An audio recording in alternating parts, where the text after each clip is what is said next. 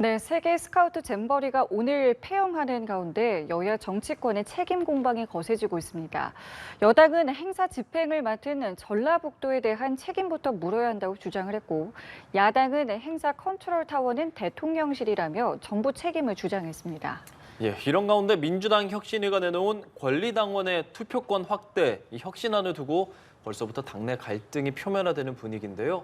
정치권 이슈들 오늘 두 분과 이야기 나누겠습니다. 윤기찬 국민의힘 법률위 부위원장, 서영주 더불어민주당 상근 부대변인 나와 계십니다. 어서 오십시오.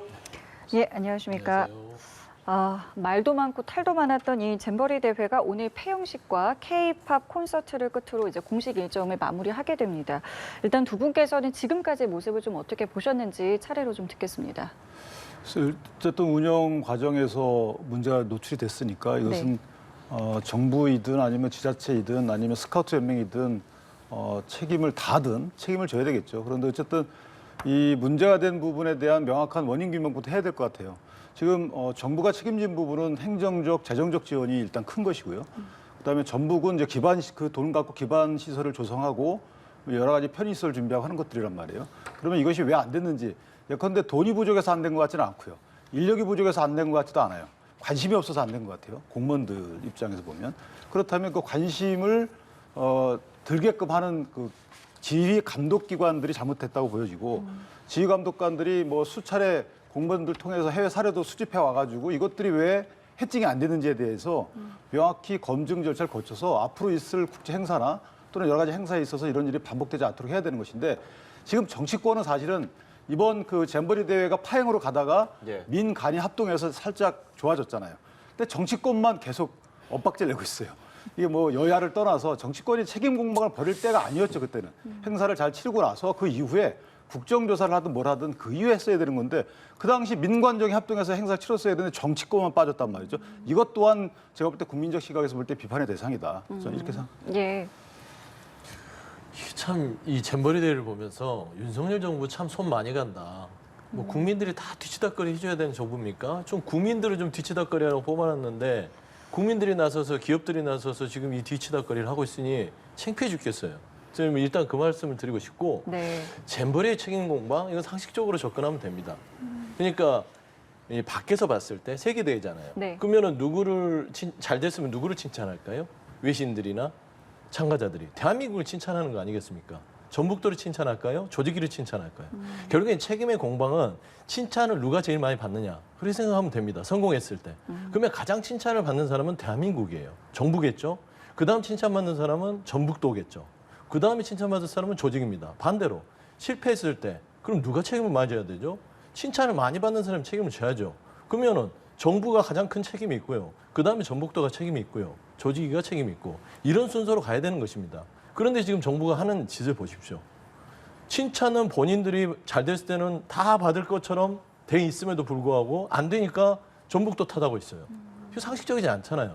이런 자체가 더 창피한 거예요. 그래서 저는 좀 이 책임 공방 끝나고 나서 누구한테 책임을 물을까 이렇게 살펴보지 마시고 정부가 좀 겸허한 마음으로 세계 대회니까 정부가 여러 가지 미흡한 점이 있었습니다. 그래서 전북도와 조직위와 무엇이 잘못됐는지 살펴보겠습니다. 이렇게 하는 게 정상적인 정부 아닙니까? 또 지금 누구를 찾아서 좀 책임을 물을까 이렇게 살펴보는 거 창피하다. 좀 그렇게 평가하고 싶습니다. 근데 그 더해서 맞는 말씀이에요. 어쨌든 정부가 국정에 최종 책임지는 건 맞아요. 그리고 뭐 전 정부에서 어떻게 했든지 간에 그것은 그 과정을 되짚어가지고 문제가 있으면 더 고쳤어야 되는 거죠. 그 점은 맞는 말씀이고. 다만 이제 국민적 시각에서 볼 때 이번 행사를 통해서 분명히 짚어나봐야 될 부분이 몇 가지 있습니다. 그러니까 첫 번째 우리가 직업공무원 제도가 있고 이 직업공무원들을 사실 이제 뭐 통제라는 단어를 쓰면 뭐하지만 어쨌든 잘 일할 수 있도록 해달라고 해서 선출직 공무원 제도가 있잖아요. 지역에 가도 똑같이 있습니다. 지역에 직업 공무원이 있고 의회라는 선출직 공무원이 있어요. 이 시스템이 잘 작동하는지 일단 점검해봐야 되는 거예요. 왜냐하면 수차례 걸쳐 그 지역에 와서 현장 검도 보고 갔다는 거예요. 의회도. 그러면 이게 누구누구의 잘못을 떠나서 과연 이런 시스템이 잘 작동을 하는지 여부. 그다음에 국가 예산이 투입이 됐으면 국가 예산이 어떻게 쓰였는지에 대한 검증. 그다음 지휘감독 체계에 있어서 정부는 어떤 역할을 했는지에 대한 시스템 정비 이런 것들은 여야가 다른 문제가 아니거든요. 또 야당이 더 집권할 수 있는 부분이기 때문에 이건 국가 운영의 시스템이에요. 그다음에 지방자치가 실질적으로 되기 위한 전제 조건이에요. 이런 것들은 이번 기회를 통해서 여야 공방을 떠나서 한번 이거 국회에서 해도 되는 겁니다. 예, 예. 잘 점검할 필요가 있다 이렇게 생각합니다. 그러니까 이제 국회 말을 잘 들으면 좋겠는데 정부가 국회 말을 안 듣잖아요. 근데 행정부의 이 말하자면 그 공무원 장악은 그렇고요. 시스템이 잘 돌아가게 하는 것도 행정부의 능력입니다. 그러니까 장관을 본인들 새로운 정부가 오면 장관들을 본인의 어떤 코드에 맞는 사람들이 임명하는 것은 이 부처에 있는 공무원 조직이 시스템적으로 잘 돌아갈 수 있게끔 장관을 임명하는 겁니다. 네. 그러니까 결국에는 그 부처의 장관들이 어떤 능력을 가지고 행정부의 어떤 실무진들을 잘 운영하느냐라는 게 관건 아니겠습니까? 그런 의미에서는 이번 책임들은 다 결국에는 윗선에서 좀 책임지는 모습을 좀 보여줬으면 좋겠다. 그래야만 행정 조직과 시스템 잘 돌아갈 수 있다라는 좀 조언을 드리고 싶습니다. 민주당에서 윤석열 대통령이 나서서 대국민 사과 혹은 국정조사 이런 부분들 주장하고 있거든요. 그 어떻게 생각하세요? 국정조사는 사실 최후의 수단이죠. 왜냐하면 이미 감사를 하거나 또는 이제 이게 국가 예산이 투입됐기 때문에 그 부분에 대해서는 이제 전북도의 고유 사무가 아니거든요. 그 한도 내에서는 국가가 개입할 수 있단 말이에요. 그러면 감사원 통하거나 여러 가지를 조사를 통해서 행정적 보완 조치를 위한 원인 규명이 따로 있는 것이고 이것이 만약에 형사처벌 대상이 될 거면 또 수사하면 되는 것이고 나중에 보완적으로 왜냐하면 국정조사를 하게 되면 정치적 시각에 따라서 입장에 따라서 또 원인이 달라질 수 있잖아요. 주장하는 원인들이. 이건 공방으로 가게 되면 그 안에 숨는 또 공무원들이 있을 수 있어요. 그래서 규명 대상이 안 될 수 있기 때문에 저는 정치적 공방을 하게 되면 소도가 생긴다. 분명히. 이것은 그 누구도 책임 안 지는 부분이 생겨요. 그렇기 때문에 일단 행정적 조치나 사법적 조치한 이후에 네. 그다음에 보완할 정치적 시스템 부분은 국정감사를 통하거나 해서 원인 규명을 해야 된다. 이렇게 네. 생각합니다. 자, 그리고 이 여가부 책임론에 대해서는 또 두 분께서 어떻게 생각하는지 궁금한데 일단 국민의힘에서도 좀 이야기가 좀 나오고는 있더라고요. 여가부 장관은 책임을 지셔야 될 것 같아요. 왜냐하면 이전에 어떤 이유에서이든지 국정감사, 작년 국정감사에서 분명히 물었잖아요. 모 의원이. 뭐 그 모 의원도 문제가 있습니다. 본인도 뭐 예산을 거의 달라고만 하지. 하여튼 누구 문제든지 간에 여가부 장관은 그 당시에 분명히 국민께 약속을 했어요. 그 야당 의원 질의에 대해서 국민이 다 보는 자리에서 대답을 했단 말이에요. 잘 준비가 돼가고 있다, 되고 있다. 이러이러한 대책 잘 해달라 그랬더니 알겠다라고 했습니다. 네. 그럼 책임져야죠. 그리고 그 이후에 저 운영 과정에서 또는 이번에 대회를 치르는 과정에서 인식이 저는 개인적으로 죄송하지만 국민적 시각하고 약간 유체이탈식 인식을 느낄 수 있는 발언을 하셨어요. 저도 좀 깜짝 놀랐는데 안타까우셔야죠. 그리고 뭔가 전전긍긍하셔야 되죠. 그런데 국민 전부 다 소위 기업들도 참여해가지고 종교계도 참여해서 이 대회가 잘 되도록 노력하고 있는데 네. 본인 마음은 안 그러셨겠지만 국민이 볼 때 본인은 언행을 통해서 보거든요. 그런데 거기서는 저는 그런 마음을 헤아릴 수 없었다라고 생각합니다. 예, 말씀 들어보겠습니다. 국민의힘 사고방식이 저는 상식적으로 이해가 안 돼요. 그러니까 이게 여가부가 잘못했습니까? 여가부 장관이 잘못한 것이죠. 그러니까 부처의 책임을 묻는다는 게 저는 납득이 안 되는 게 그러면 이태원 참사에서 행안부가 부족함이 있었잖아요. 그럼 행안부 없앨 거예요? 오송 지하차도에 있어서 국토관리에 있어서 심수 이런 걸 못했으면 국토부에 부족함이 있었죠. 그럼 국토부를 또 폐지할 겁니까? 그러니까 그 부처가 잘못한 게 아니라 시스템이 미흡할 수는 있어요. 네. 장관의 책임입니다. 결국에는 그러려고 책임지라고 권한을 준 거예요. 그렇게 봤을 때는 지금 김현숙 여가부 장관 같은 경우는 지난 국감에서 이미 본인이 준비를 철저히 해놨다, 대책 세워놨다라고 국민들한테 약속을 했고 그렇게 약속을 했으면 충분한 시간이 있었습니다. 그럼에도 불구하고 장관이 현장을 점검하거나 디테일하게 뭔가를 준비를 하지 못했다라는 측면에서는 김현숙 여가부 장관이 책임이 있는 것이지 여가부가 잘못이 있는 게 아니거든요. 그래서 저는 지금 보면 여가부 폐지 공약에 대해서 지금 뭔가 잼버리 사태 이런 아주 안 좋은 국가적인 말하자면은 부족한 부분들이 드러난 것을 계기로 떡본 김에 제사를 지내려고 지금 그러는 것 같아요. 그렇게 국정 운영하면 안 된다. 저는 네. 그런 말씀 좀 드리고 싶습니다. 근데 여가부 폐지를 어느 분이 얘기했는지 모르겠어요. 이준석 전 그렇죠. 뭐 그분이 국내심의 뜻을 다 대통령 대표한다라고. 공약이었습니다. 여가부 근데 폐지는. 그 대통령 공약은 이번 기회를 통해서 공약이 생긴 게 아니고 이전에 그 여가부라는 곳이 여가부의 기능을 없애자는 게 아니거든요. 거기에 가족, 청소년 이런 부분들에 대해서 예. 당연히 정책적 제안을 가야죠. 그런데 여가부가 그걸 다 모아서 하기 그렇고 이것이 각 부처에 나눠져서도 충분히 그 기능을 다할 수 있다라는 문제의식에서 나온 거예요. 그러니까 예. 어떻게 보면 조직 개편 차원에서 나온 거기 때문에 이번 거하고 연결시키는 건 아직까지 우리 당에서 없다. 아니 근데 이제 김기현 대표가 네. 여가부에 부족함이 있고 당내에서는 이번 기회에 여가부에 대해서 뭔가 좀 폐지라든지 이런 부분들이 해야 되지 않냐라는 게 분명히 지금 나오고 있는 현실이거든요. 그래서 좀 그러지 않았으면 좋겠다라는 얘기를 예, 드립니다. 예. 이 부분은 예. 그럼 앞으로 좀 어떻게 흘러가는지 좀 지켜보도록 하겠습니다. 예, 오늘 뭐 남은 콘서트 등이 있는데 안전하게 치러지고 또 관련해서 이야기 나눠보도록 하고요. 민주당 얘기 좀 여쭤볼게요. 혁신위, 3차 혁신안 냈습니다. 그러니까 결과적으로는 대의원제가 사실상 좀 폐지되는 것이냐, 권리당원에 대한 부분도 좀 조정이 되고 이렇게 사실 마지막 이게 혁신위의 행동이지 않습니까? 그렇죠. 이렇게 좀 낸 배경은 무엇입니까? 일단은 이제 그 대의원제를 조정한 것이죠. 폐지를 한 것은 아니고 대의원제는 존재합니다. 정당법상 예. 이게 정당 정치가 이제 대의제를 기반으로 하기 때문에 정당법을 바꾸지 않는 이상은 대의원제를 폐지하기 힘들고 다만 지금 최근에 민주당에서 불미스러운 돈봉투 사건이 있어서 그 안으로 혁신위가 좀 나름대로 그 기반하에서 출범을 했습니다. 네. 그렇기 때문에 대의원제에 대해서 한번 좀 논의를 해보자라는 차원에서 혁신위가 문을 닫으면서 얘기를 한 게 전당대회 시 대의원의 어떤 참여를 아예 없앴죠. 이번에 발표한 거는요. 그래서 권리당원 70%, 예. 여론조사 30인데 좀 아쉬운 부분이 있어요. 그러니까 이게 자꾸 이렇게 아예 없애다 보니까 대의원제가 폐지된 거 아니야? 라고 오해를 하시는데 예. 그 이면에는 보면 대의원을 선출할 때 좀 투명하게 하자라는 것이에요. 네. 그런 안들도 지금 같이 나와 있고요. 다만 또 아예 또 왜 다 없앴지라는 아쉬움도 있는 게 한 10%, 지금 20%, 25% 정도 되거든요. 네. 규율상. 그러면 비율을 한 10%를 줄여서 대의원의 참여 부분들이 등가성을 좀 낮춘다라는 안도 있을 텐데 따지면 민주당의 대의원들이요 당원입니다. 그쵸. 그리고 권리당원 중에서도 아주 오랫동안 민주당을 이렇게 같이 충성도가 높은 당원임에도 불구하고 또 그 대의원들이 서운할 수 있어요. 근데 그런 안들에 있어서 좀 그런 거를 살펴보지 못한 부분이 있다라는 것이 있고 두 번째는 지금이 맞냐. 물론 이제 저희가 이제 돈봉투 사건 때문에 이 안이 나온 거는 뭐 이해할 수 있으나 네. 지금은 총선을 앞두고 혁신안을 던질 때 이 안이 꼭 지금 필요한가. 내년에 있을 전당대회거든요. 8월에.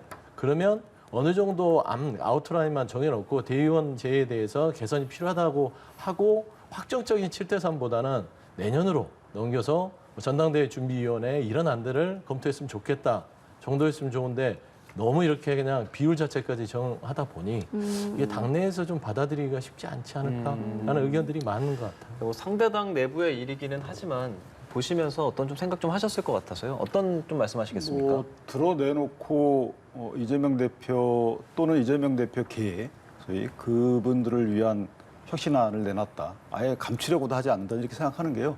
이전에 김은경 혁신위원장이 혁신안을 발표하면서 이 안을 받지 않으면 민주당이 망할 것이다라고 했어요. 근데 지금 최종 저 안을 받게 되면 민주당은 분당됩니다. 사실 분당도 불사하겠다라는 인식이 깔려 있는 것이고 혁신위가 분당도 불사하겠다라는 혁신안을 내는 것 자체가 반혁신안이죠.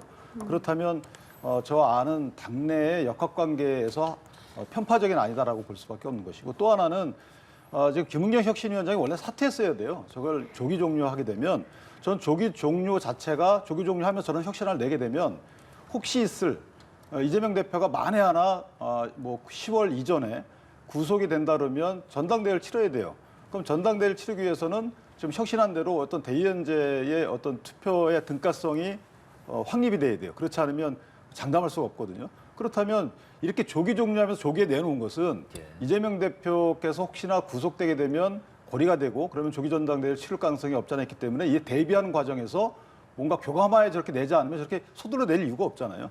본인이 리더십이 없는데 저런 개파성 있는 당리당략은 아니죠. 저거는 오히려 개파의 이익에 첨예하게 걸린 문제를 저렇게 과감하게 낼 이유가 없는 것이죠.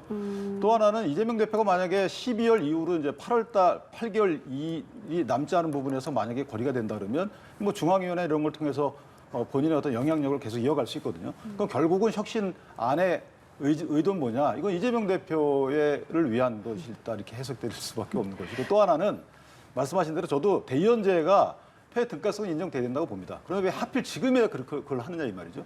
혁신위가 출범하게 된 계기가 저런 게 아니잖아요. 이재명 대표에 따른 사법 리스크. 그럼 이재명 대표께 당 대표권을 어느 정도 제한해달라고 제안했어야죠.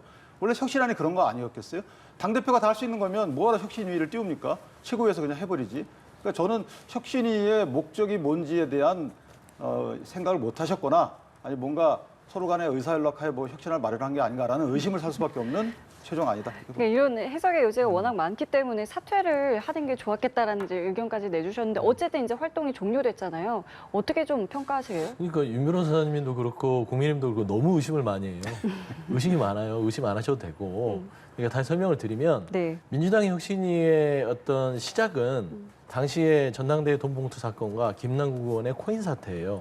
이 두 개가 터지면서 국민들이 민주당을 바라보는 시각이 예. 좋지 않았습니다. 그러면서 혁신위가 출범했던 걸 기억하셔야 됩니다. 그래서 당시에 나왔던 게 대의원제가 좀 문제가 있는 거 아니야?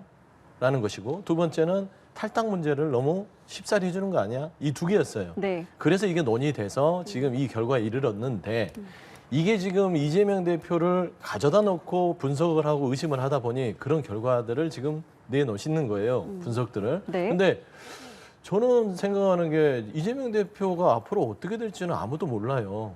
그거를 예단해서 지금 했다고 설명하는 것도 논리에 맞지 않고요. 아무리 이 윤석열 정부하고 국민의힘이 이재명 대표를 핍박하고 어떤 정치적 수사를 하더라도 그 결과가 이재명 대표는 끝까지 민주당에 남아서 대표직을 수행하겠다는 의지가 확고합니다. 예. 그런 상황에서 굳이 뭐 대의원제를 이런 식으로 손을 봐서 이런 오해를 살 이유가 있겠습니까? 대놓고. 아까 말씀한 대로 그럴 것 같으면 그때 가서 욕을 먹더라도 최고위에서 바꾸면 되는 거예요.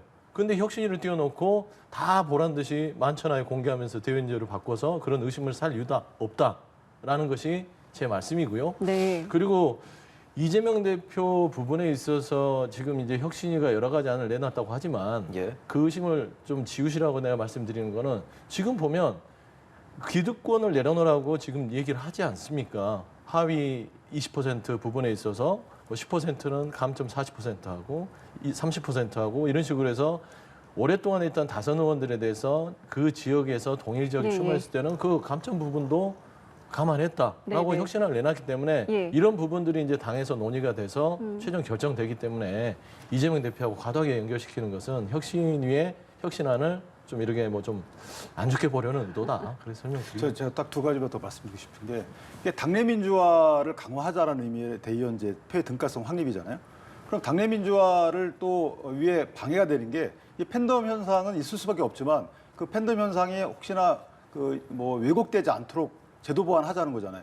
그럼 당내 민주화의 또 다른 한 축인 팬덤 그 층에 의한 여러 가지 의원들 공격 이런 부분에 대해서는 안에 안 들어 있어요. 그러니까 당내 민주화 양축에 대해서 한 축만 했다는 거기 때문에 편파성이라는 거고 또 하나 어떤 분이 말씀하시던데 이게 대의원제 때문에 대의원제가 60배 이상의 표 가치가 있으니까 거기에 전당 돈봉투 거기에 뿌리게 된 거다. 아니 피해자 탓을 하는 거예요. 그러니까 피해자가 고가의 그 물건을 갖고 있으니까 그걸 훔쳐왔다. 이게 말이 안 되는 게 그러면 이 돈을 주는 사람 다 돈 주면 안 되잖아요. 근데 대의원이 표 60배 이상 갖고 있으니까 거기에 돈 줄 의혹이 생겼으니까 그걸 폐지하자. 저는 그런 발상 자체가 이번 혁신안을 애들로 옹호하는 논리지만 전혀 국민적 시각에서 볼 때 안 맞다.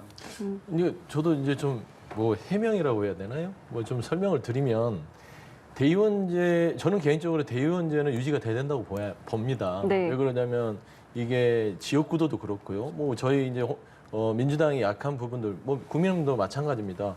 영남 지역은 당원들이 적기 때문에 그 대의원을 통해서 말하자면 그 지역에서 정당 활동들을 같이 균형 있게 할 수 있고 전국 정당으로서의 어떤 기능을 할 수 있다고 봐요. 그게 대의원제인데 아까 말씀한 대로 피해자 어떤 설명들을 하는 거는 맞지 않고요. 분명히 대의원이라는 등가성이 과도하게 높다는 당원들의 요구가 있으니까 예. 거기에 대해서 조정을 한번 해보는 예. 것들이 정당에서 당연히 해야 될까 아닌가 싶어요. 그래서 저는 과도하게 이 대의원제의 무력화 부분들을 지금 현 지도부의 어떤 정치적 이석과 연결시키는 것은 무리한 해석이다. 라고 좀 민주당 안에서도 이 혁신안에 대한 다양한 목소리가 나옵니다. 그렇다면 결과적으로 수용될 수 있겠습니까? 수용 여부는 좀 지켜봐야 될 것 같은데요. 반반이에요. 이제 수용을 한다면 지금 대의원제는 앞서 말씀드렸듯이 지금 시기는 아니라서요. 좀 밀어놔도 됩니다.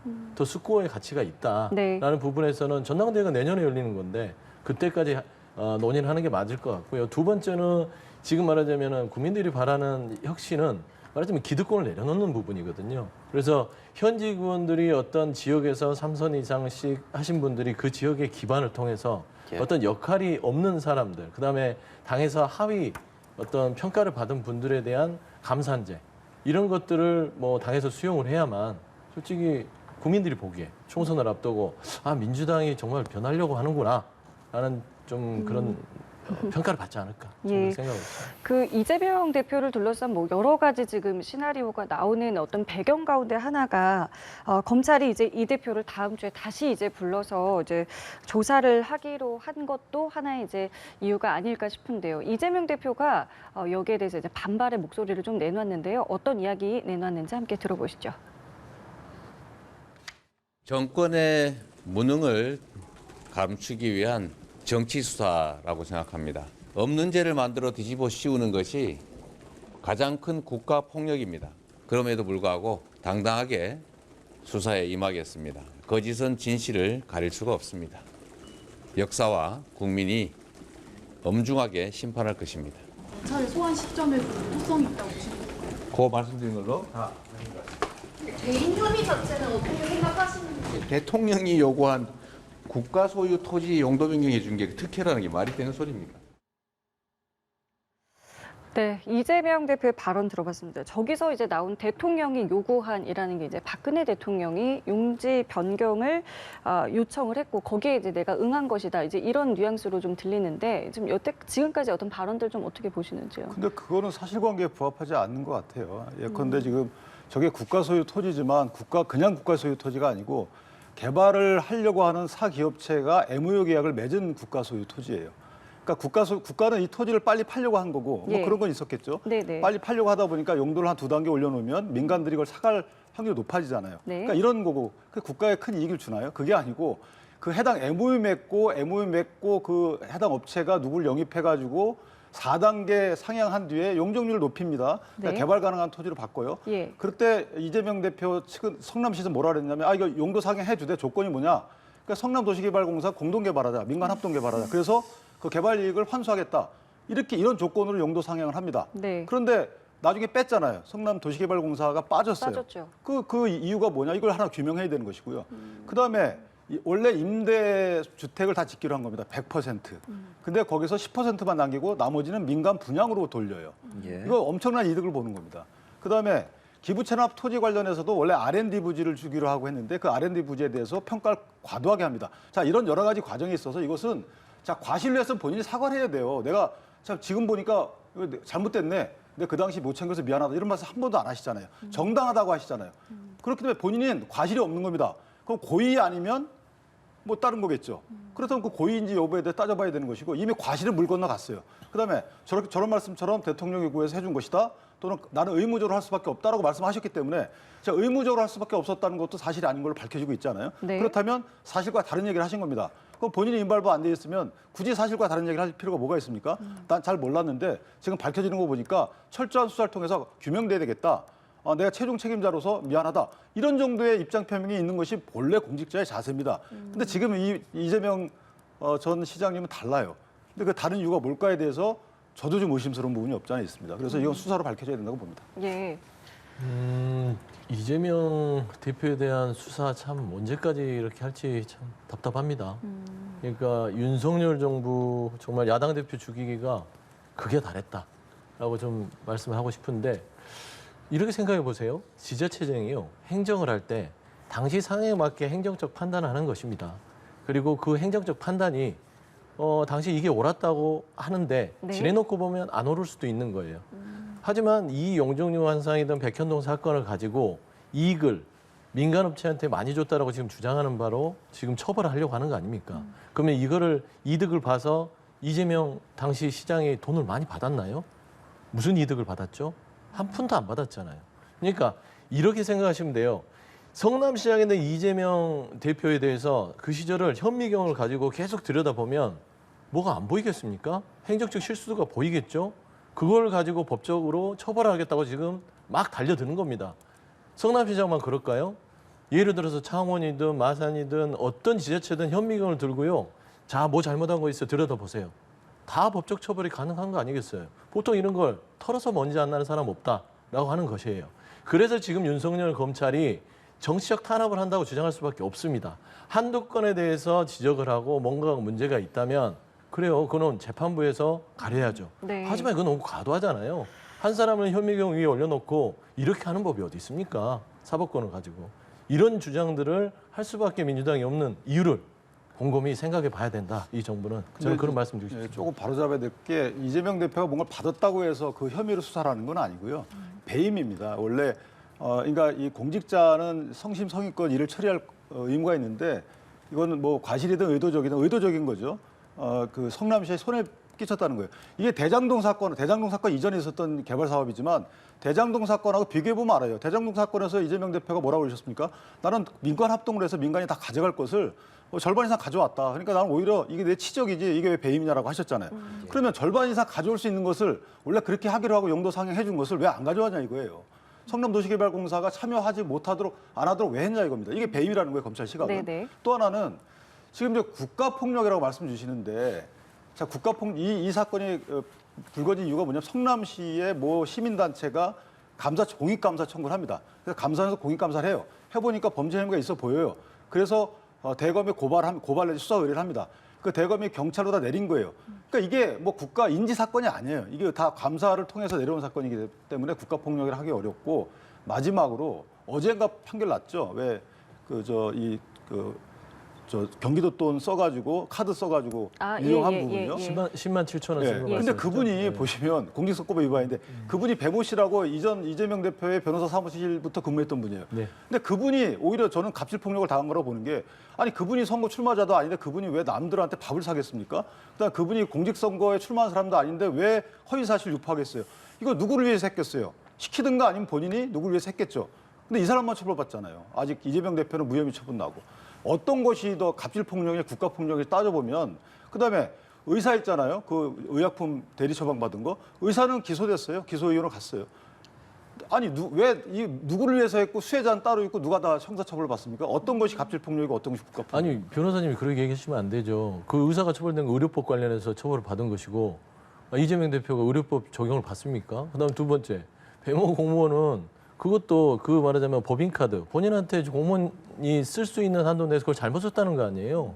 그걸 가지고 10만 7천 원 썼다고 집행유예까지 만드는 검찰이 참 우스워요. 그렇지 않습니까? 우리가 카드 쓰는데 실수든 의도든 간에 10만 7천 원 갖고 집행유예를 받습니다. 그런 나라예요. 그게 국가폭력이다라고 얘기하는 것이고 두 번째 제가 앞서 말씀드렸지 않습니까? 한 사람을 혐의경에 올려놓고 검찰이 그냥 다 달려들어서 뭐 없나 세균을 지금 발견하려고 하는 거예요. 그게 국가폭력입니다. 그럼 지금 조금 전에 이야기하셨을 때는 이제 이득에 대한 부분을 말씀하셨고 네. 배임이다라고 주장을 하셨는데 그러니까 저도 예. 변호사님께서 얘기하시는데 그렇게 얘기하시면 안 되죠. 의도적이다. 과실이 아니라 그렇게 규정하시면 안 됩니다. 그거는 재판부에서 가릴 문제죠. 여기에서 차라리 그냥 검찰이 의도적으로 보고 있기 때문에 지금 뭐 소환 조사를 해서 가고 있다라는 것이지 의도적이었다라고 단정적으로 얘기하는 것은 잘못됐다. 그렇지 않겠습니까? 예. 그리고 두 번째 말씀드리면 예. 백현동 사건은요 이미 검찰에서도 수사 자체가 난항이라고 제가 들었어요. 입증을 할 수가 없습니다. 그러니까 지금 배임이라고 하고 의도적이라 하지만 모든 문서들이나 지금 뭐 당시에 민간업자들이 들어와서 성남시장 당시에 유인책을 쓴 거거든요. 아무도 안 들어오고 그 부지가 계속 말하자면 몹쓸 그 건물로 있기 때문에 그래서 유인책을 쓴 거예요. 들어왔고 임대주택이라든지 이런 부분들을 했던 거는 그 민간업체가 그렇게 해주지 않으면 철수하게 생겼어요. 사업을 포기하게 생겼습니다. 그렇기 때문에 당시에 성남시장으로서 행정적 결정을 한 것이다. 라는 것인데 이거를 말씀한 대로 시에 뭐 손실이 입혔다. 예. 이 부분은요 입증하기 힘들다. 저는 그래 보고 있습니다. 근데 이게 의도적이라고 볼 수밖에 없고 그게 맞는 게요. 자 보세요. 이재명 대표가 몰랐다고 안 하시잖아요. 그럼 결제 서류 의도하고 결제하신 거잖아요. 그다음에 도계공 빠진 것도 의도하신 거잖아요. 그게 변호사님이 재판장은 목적 아니죠. 자체가 다르다는 거지. 예컨대 시에 손해 끼치기 위한 의도라는 말은 제가 하지 않았어요. 행위 자체는 다 의도해서 한 거예요. 지금 이재명 대표께서 한 번도 난 그거 몰랐는데 그렇게 된 거냐? 그럼 내가 미처 챙기지 못했다 이렇게 말씀 안 하셨기 때문에 네. 그 행위들은 다 의도한 거고 또 하나 배모 씨는요 그것만 갖고 집행유예 받은 게 아니잖아요. 공직선거법 위반에 두 개가 있어요. 그러니까 이 공직선거법 위반 사건은 사실은 좀 무섭게 처벌하기 때문에 그렇게 받은 거고 제가 말씀드린 네네. 거는 의사 부분도 그래요. 의사 부분도 이 부분이 의사가 의료법 처벌받으면 이 업무 정지당해요. 네네. 자기가 그냥 좋아서 이렇게 했겠어요. 뭔가 또 다른 배경이 있겠죠. 그 배경에 대한 설명을 제가 드린 것이고 그렇습니다. 예. 그러니까 저는 그 판사처럼 얘기하시고 검사처럼 얘기하셔서 그 얘기를 합니다. 이 알겠습니다. 이재명 대표의 사법 리스크에 대해서 사실 뭐 다양한 국민의힘에서도 많은 얘기하지만 민주당 안에서도 뭐 이원 의원 같은 경우는 이재명 대표 체제에서 총선 치르는 게 국민의힘에게 오히려 유리하다 이런 얘기까지 내놓는 상황이라 혹시 뭐 이재명 대표 입장에서나 민주당 입장에서 지금 이 총선 이재명 대표 하에 치러지는 것에 대한 비명계나 혹은 민주당 안에서의 좀 다른 의견들에 대해서는 어떤 말씀 좀 하시겠습니까? 그러니까 뭐 이제 당내에서 다양한 의견들이 나오는 것이고 쓴소리라고 봐야겠죠. 뭐 그게 틀린 소리가 아닐 수도 있고요. 뭐 이재명 대표께서도 부담이 될 겁니다. 예. 지금 현재 이 정부가 무도하게 본인을 타겟으로 삼아서 계속 정치적 수사를 하게 되니 당에 부담이 되고 본인도 부담이 되지 않겠습니까? 당무를 보는데. 그리고 이제 당내에서도 그런 쓴소리, 비판의 소리가 나오다 보니 대표로서 많은 부담이 있을 것이다라는 측면에서는 상당한 고민을 하고 있다라고 좀 알고 있고요. 근데 이제 중요한 것은 민주당이나 국민의힘이나 총선을 앞두고 말하자면은 총선에서의 승리의 부분들은 다 똑같은 고민 아니겠습니까? 그런 차원에서는 이재명 대표께서도 여러 의원들과 의견을 나누면서 과연 이 민주당이 총선에서 이길 수 있는 필승의 카드가 과연 내가 책임지는 것이냐, 아니면 이 주장한 대로요, 아니면 이 주장과 달리 내가 다시 바로잡고 이 정치 탄압에 맞서서 더 당을 공고하게 만들어서 가는 것들이 총선에 도움이 될 것이냐. 이건 아직 시간이 좀 있어서요. 네. 그러면 당내에서 다양한 의견들을 수렴해서 결정하게 되지 않을까. 좀 그렇게 보고 있습니다. 네. 예. 뭐 민주당 안에서 나오는 예. 국민의힘에서 유리할 것이다라는 이 의견에 대해서 좀 어떤 말씀하시겠어요? 그런데 이게 그 어떤 분이 당대표로서 총선 치르느냐가 유불리의 그 기준은 아닌 것 같고요. 그 체제가 공고하냐 아니냐의 문제죠. 그러니까 예컨대 공고해가지고 뭐 후보자가 한 명 나오면 1대1 구도가 되겠죠. 물론 다른 당도 나오겠지만 양대 정당으로 보면. 그러니까 이 그 해당 체제가 공고화되면은 상대 정당은 어려워지는 겁니다. 그런데 해당 체제가 공고화되지 못하고 내분이 있게 되면 그 당연히 상대당은 유리한 거죠. 따라서 이 대표 체제가 공고히 되면은 뭐 사실 그것도 저희한테 유리하지는 않습니다. 지금처럼 당내 분규가 있으면 그것은 도움이 될지 몰라도 어떤 대표 체제이든지 공고한 것이 안 좋죠. 알겠습니다. 주제를 좀 바꿔보겠습니다. 정진석 국민의힘 의원이 1심에서 징역 6개월을 선고받았습니다. 고 노무현 전 대통령의 명예를 훼손한 혐의인데요. 일단 국민의힘에서는 이번 판결에 대해서 굉장히 좀 비난을 하고 정치적 판결이다 이런 표현까지 쓰고 있는데 어떻게 좀 보세요? 이게 좀 이례적인 겁니까? 어떤 좀 겁니까? 이례적이라고 생각을 합니다. 왜냐하면 이게 이제 사자 명예훼손하고 그다음에 권양숙 여사에 대한 정보통신망법상의 명예훼손이거든요. 예? 통상 저희가 명예훼손 이런 사건들은 어떤 목적이 입증되지 않으면 뭐 모해 목적이거나 이런 목적이 입증되지 않으면 형이 세질 않아요. 벌금형으로 주로 합니다. 그래서 검찰도 벌금형의 약식 기소를 했던 것이고 그런데 예. 이게 정죄로 회부돼서 저렇게 실형이 나왔다는 건 상당히 이례적입니다. 뭐 악의적인지 모르겠어요. 근데 이제 하나 이 판결 형량에 대해서는 해당 재판부가 자량껏 결정하는 거지만 네. 그 형량을 정하기까지의 그 로직, 그러니까 그 이유들을 볼 때 좀 안 맞는 부분이 없지 않아 있어요. 왜냐하면 그 고 노무현 대통령은 공인입니다. 근데 공적 인물이 아니라 그랬단 말이에요. 예. 이것도 안 맞는 거죠. 그러면 바뀌었어야 되는 거죠, 형량 자체가. 그다음에 이 쟁정하게 다투게 된 배경도 이 공적 공간에서 이런 일이에요. 페이스북을 통했지만 사실 여야가 공방하는 과정에서 나온 얘기이기 때문에 특정한 목적이 있다기보다는 정치적 공방 대상에서 나온 부분이에요. 네. 따라서 저 부분도 사실은 판사가 양형 이유로 쓴 부분과 맞지 않는 것이고 마지막으로 말을 했던 글이 있었던 것은 2017년도 대선 있기 전입니다. 대선 이후입니다. 그러니까 문제가 뭐냐면 이게 뭔가 활용되지 않았다는 거죠. 선거를 위해서 뭐 악의적으로 그걸 이용하려고 했다거나 이런 정황이 보이지 않기 때문에 상당히 이례적이다. 근데 정진석 의원 입장에서 보면 이제 되게 힘들어졌죠. 마음도 힘들어지고 예. 항소심에서 변경된다 하더라도 그 기간까지의 마음이 그렇고 또 하나는 저분이 5선이잖아요. 예. 이제 국회의장을 바라볼 수 있는 기회가 사실 되게 어려워질 수 있어요. 왜냐하면 저렇게 금고형 이상의 형이 확정이 되면 5년간 피선거권이 없어져요. 그러니까 저런 여러 가지를 볼 때 글쎄 재판부의 형이 좀 이례적이다 이렇게 평가합니다. 예, 어떻게 평가하시겠습니까? 아니 무슨 저렇게 막말하시는 분이 국회의장을 꿈꾸면 안 되죠. 뭐 노무현 전 대통령에 대해서 그 돌아가신 뭐 이유를 예, 뭐 예. 여기서 제가 거론하지는 않겠지만 예, 예. 어떻게 그렇게 뭐 가짜 뉴스뿐만 아니라 그 망자의 훼손, 망자를 명예를 훼손하고요. 그 다음에 지금 살아계신 부인도 계시지 않습니까? 거기에 대해서 그렇게 얘기하는 것들은 좀 중히 다스려야 될 문제인데 저는 이거는 재판부가 이 결정을 내리기 전에 이 수사를 보면은 너무나 어처구니가 없는 게 검찰이 수사를 안 해요. 엄청 늘려서 안 하고 있다가 500만 원 약식 기소를 합니다. 네, 맞습니다. 이유도 되게 웃긴 게 시간이 너무 많이 지났다. 근데 공소시효가 끝난 거 아니거든요. 뭐 범죄가 공소시효라는 게 있는데 그러면 시간이 많이 지나면 그 범죄가 줄어듭니까? 그 범죄 혐의가 말도 안 되는 걸 가지고 검찰이 약식 기소를 하니까 재판부가 이거는 법원에서 보고 왜 이거를 재판 안 하자고 정식 재판을 법원이 결정한 겁니다. 그래서 법원이 판단해 봤더니 이거 상당히 고약하다. 검찰이 뭔가 정진석 의원 자체가 뭔가 다선 의원이고 현재 어떤 좀 의도성이 좀 있다라고 보면서 재판을 제대로 해보자 해서 이 부분은 망자에 대한 명백한 명예훼손이 심각하다라고 판단한 겁니다. 근데 재판부가 사법부가 그래 판단을 하면 받아들여야지 본인들한테 좀 불리한 게 나오면 뭐 정치 재판이다, 뭐 인민 재판이다 이런 얘기하면요 국회의장이 아니라 의원직으로서 입법부로 하는 의원으로 다선으로서 자격이 없는 거 아니겠어요? 부끄러우니까 사과하고 거기에 대해서 다시는 이런 일을 하지 않도록 하겠다라고 하는 게 다선으로서의 처신 아닙니까?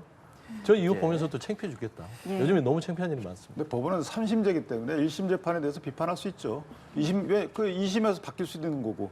3심 가서 만약에 대법원 확정이 됐는데도 불구하고 비난한다. 그런 문제가 있는 거죠. 말씀하신 사법부 존중하지 않는다는 것인데. 네. 예. 1심 결정에 대해서 이건 잘못됐다라고 왜 못합니까? 그러니까 2심제도 가야 돼. 그러니까 그래서 항소하는 거 아니겠어요? 그러니까 예. 그냥 아쉽다 하면 되는데 뭐 이걸 뭐 정치적 재판이다 이렇게 규정하는 게 예. 이미 정치적으로 정치 오래 하신 분이 그러면 안 된다는 거예요. 그러면은 어제 많이 나왔던 이거에 대해서는 두 분 어떻게 생각하시는지 여쭤볼게요. 조국 전 법무부 장관 딸 조민 씨에 대해서 검찰 기소했죠. 가담 정도가 가볍지 않다. 입시 비리 혐의에 대해서 그렇게 판단을 한 건데요. 어떤 말씀하시겠습니까? 이게 지금 윤석열 정부의 검찰입니다. 무도한 검찰. 그러니까 지금 조민 씨를 가지고 솔직히 좀 이런 표현이 맞을지 모르지만 도마에 올려놓고 가지고 요리를 한 겁니다. 그러니까 이미 정경심 교수와 불법 혐의에 대해서 공범으로 적시가 됐는데 기소를 안 했어요, 조민 씨를. 그리고 나서 정경심 교수하고 지금 이제 조국 전 장관의 어떤 그 재판의 태도를 보고 판단하겠다는 이런 볼모를 잡는 그 기소 형식 이게 검찰이에요. 지금 이건 유린하는 거 아닙니까? 예를 들면 차라리 공범일 때 그냥 기소를 했어야 되는데 태도를 보고 평가하겠다. 반성하는 게 중요하다. 했는데 결국에는 본인들 마음에 안 든 거예요. 그러니까 검찰이 본인의 기소권을 가지고 나 이런 검찰이야. 내 마음에 안 들면 기소하는 거야. 이걸 보여준 대표적인 케이스다. 그래서 저는 오래전에 조민 씨 이 기소 여부에 대해서 공방했을 때 일반적으로 법률적으로라면 안 하는 게 맞지만 윤석열 정부의 검찰이기 때문에 기소할 거라고 저는 100% 확신했었습니다. 그랬더니 기소를 했어요. 그다음에 하나 덧붙이면 조국 전 장관의 또 태도를 본다고 그랬잖아요. 조국 전 장관이 이 부분에 대해서 뭐 겸허히 반성하는 부분들이 있지만 인정할 수는 없다고 했어요. 네네. 그럼 예를 들면 조국 전 장관이 이거를 인정하게 되면 이 조민 씨에 대해서 말하자면 증인이 되는 겁니다. 범죄를 인정해 주는 거잖아요. 그거를 목격했다는 걸로 지금 기소가 돼 있는데 그러면 그 조민 씨에 대해서 인정을 하면 그럼 조민 씨는 당연히 기소가 되고 또 기소된 부분에 있어서 조국 전 장관은 아빠로서 내가 딸의 어떤 불법적인 것들을 인정해서 증인이 서야 된다는 겁니다. 이런 말도 안 되는 검찰의 행태예요. 가지고 그냥 아예 외통수를 쳐놓고 지금 보는 거 아닙니까? 그래서 저는 조민 씨의 기소가 결국에는 검찰의 아주 이 무소불위의 기소권이 왜 이게 조정이 돼야 되는 건지를 밝혀주는 계기가 될 것이고 두 번째는 윤석열 정부의 역풍이 되는 계기가 될 것이다. 저는 그렇게 보고 있습니다. 예, 조 전 장관 차라리 옛날처럼 자신을 남산이나 남영동에 끌고 가 고문하길 바란다. 이런 글을 올렸습니다. 이 상황에 대해서 좀 어떻게 말씀하시겠어요? 그러니까 조 전 장관은 본인의 자백을 유도하기 위해서 법정에서 공소사실 인정하라라는 그런 의미에서 기소했다. 뭐 이런 취지로 읽혀져요. 그런데 사실 기소를 늦게 했다고 해서 이것이 비난 대상이 되는 건 아니에요. 기소를 늦게 한 것도 특혜예요. 그냥 그동안에 기소할지 또는 기소해야 할지에 대해서 고민했다는 부분 아니겠어요? 죄가 있으면 기소해야 되겠죠. 그러니까 조 장관과 조민 씨가 밖에서는 다 반성한다라고 했어요. 반성한 듯한 언행을 했는데 예. 공판정에 가거나 검찰청에 가면 그렇게 얘기 안 한단 말이에요. 네. 공사실 인정 안 한다. 그다음 일부 죄 인정 안 한다라고 했기 때문에 이건 기소유예 해줄 수가 없는 거죠. 그래서 검찰 입장에서 기소유예를 위해서 조금 사안을 본 것 같아요. 그런데 그렇게 안 됐던 것이고 또 하나는 조국 전 장관이 그 공사실 인정하지 않기 때문에 이 공범지간이란 말이에요. 따님하고는 그렇다면 조민 씨에도 기소유예를 하게 되면 조국 전 장관의 공사실 유지에 또 문제가 생길 수 있어요. 그러니까 이런 어떤 그 공소사실 인정 여부와 관련된 여러 가지 공판 진행과 관련된 이 역학관계도 있는 것이고 검찰이 그냥 이걸 막 휘두른 게 아니거든요.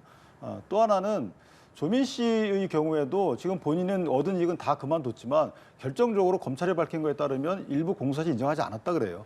공소사실을 인정하지 않는 경우에는 기소유예하지 않습니다. 또 하나는 민주당 입장에서 보면 이게 죄가 없다고 얘기 안 하잖아요. 기소유예 또는 기소잖아요. 기소유예도 죄가 있는 겁니다. 그러니까 죄가 있는 것에 대해서 기소유예 해달라는 것은 특혜예요. 그럼 특혜를 달라는 거 아니겠어요? 그 특혜를 안 줬어요. 그거 잘못한 건가요? 그러니까 조민 씨 같은 경우에 나 반성할게 밖에서 이렇게 얘기하다가 봐줘라고 했는데 안 봐주니까 그럼 처음부터 왜 안 봐준다고 얘기 안 했어? 이렇게 얘기할 수가 있는 건가요? 일반 국민들은 그렇게 할 수 없습니다.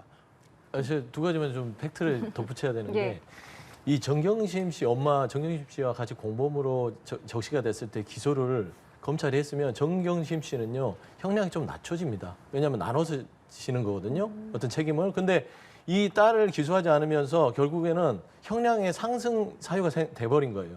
그래서 검찰 자체는 정경심 씨에게 딸을 기소 안 하면서 여러 가지 말하자면 볼모로 잡고 조국 전 장관과 어떤 엄마 아빠에 대한 어떤 자백을 이끌어내는 그것도 이득을 취했죠. 정경심 씨에 대해서 형량도 높게 받는 그런 또 이득을 취했단 말입니다. 그래서 참 고약하다는 거고요. 두 번째 기소 여부를 일부 인정 안 했다는 부분들은 그거예요. 부산대를 가는 것과 의사고시를 봤을 때 지금 말하는 뭐 위조 허위 증명서 부분들이 활용됐다는 건데 조민 씨는 그게 활용됐다는 걸 지금 불법적인 부분들이 재판을 받고 있지만 부산대 입학이라든지 의사 면허를 따는 데 있어서는 그 증명서가 그게 합격의 여부가 아니라는 겁니다. 성적으로 합격을 했다는 거예요. 그러니까 결국에 그 부분은 네. 조민 씨가 인정하겠습니까? 근데 그걸 가지고 또 일부 인정 안 했다고 하는 것들은 좀 사실과 다르다. 좀 말씀드리겠습니다. 예, 검찰의 의도성에 대해서 짧게만 좀 아니 근데 그거는 여쭙겠습니다. 재판부에서 다 인정한 거잖아요. 그 몇 점 차이로 인해서 떨어질 수 있었던 거다라고 재판부 인정한 거라서 그 네. 재판부 판결을 믿지 않는다는 전제에서만 가능한 말씀이시고 네. 정경심 씨 그분의 형량은 사실 조민 씨 때문에 더 높아졌다고 볼 수도 있어요. 조민 씨가 대외 활동 저렇게 활발히 하면서 나 죄 없어. 뭐 떳떳해 뭐가 잘못됐어 이렇게 얘기하는 것들이 그것이 언론 통해서 알려지면서 재판부한테도 다 보고올 거 아니에요? 저는 개인적으로 조민 씨 때문에 정경심 씨 형량이 높아졌다고 볼 여지도 없잖아 있다 이렇게 생각을 하는 것이지. 예. 그래서 정경심 씨가 만약에 형량을 공소사실 다 인정했다면 달라지겠죠. 그런데 그게 아니기 때문에 네. 형량 높은 걸 갖다 지금 와서 검찰 탓하는 것도 좀 문제가 있다고 봅니다. 검찰이 알겠습니다. 장난을 했다는 것이죠. 오늘은 여기까지 하도록 하겠습니다. 지금까지 윤기찬 국민의힘 법률위 부위원장, 서영주 더불어민주당 상근 부대변인과 함께했습니다. 두 분 고맙습니다. 고맙습니다.